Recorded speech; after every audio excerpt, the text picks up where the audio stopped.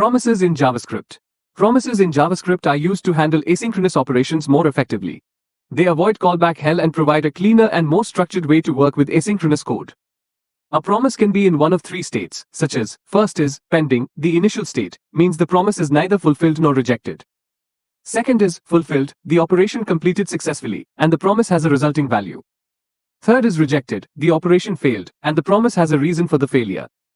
First, create an asynchronous operation with a promise like this, function async operation, and inside this, return, new promise and pass resolve and reject, then simulate a 2 seconds delay by set timeout. If success is true, then resolve, otherwise reject. Then using promise write, async operation dot then, result, and print result, otherwise print error. And it shows operation completed successfully.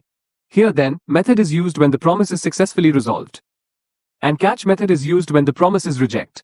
Again I make success is false, then it return operation failed.